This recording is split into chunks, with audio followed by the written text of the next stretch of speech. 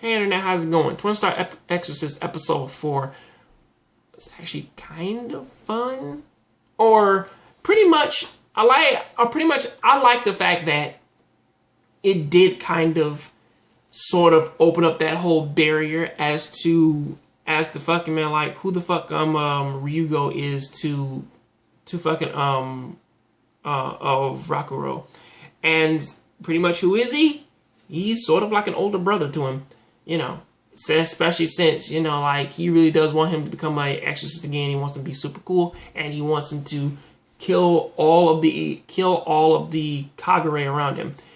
And this isn't even, and honestly, as he says that, like, I think that their day got really fucking terrible when they went to go to this other weird ass house, which was obviously a fucking haunted house of this monster that just snatched Raguro and Ryugo and just sort of just kept him there and was beating the shit out of him all the way up until, of course, our main character, like Rakuro and Benio, show up.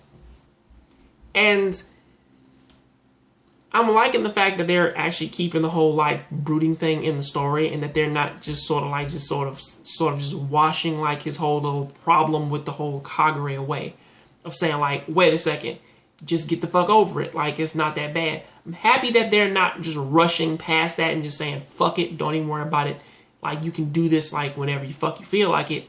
They're actually trying to build on that and say you need to actually work on this shit, because if you don't, it could be a problem.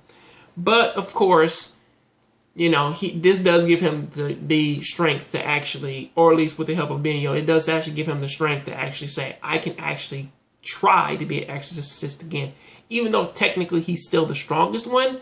But even with all that strength, as kind of proven today, though, is that it does kind of give him a little bit of some problems, because he kind of hasn't been doing this for a very long ass while, especially since, he kind of like just one-shots every goddamn Kagure that fucking comes his way.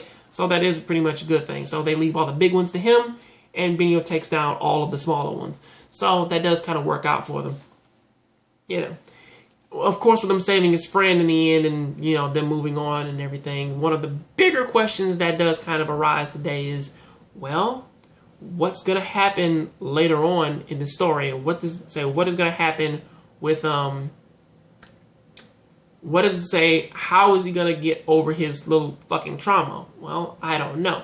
But for what's going to happen in the next episode, it does kind of pave the way for what I thought this episode was going to be, where they get attacked by one of the top exorcists, or at least Rakuro does, because I guess they really want to test him and see if like he actually does deserve the power in which that, or at least the recognition in which that they're giving him. Because of course, again, nobody really has heard his name, or they don't really know what his fucking abilities are, and they're kind of questioning him for it. Like, everybody knows who Benio is, because of course, prestigious family, and everybody like has to be nice to her.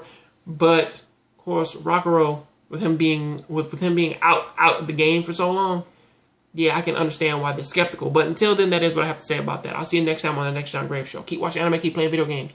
I'm out.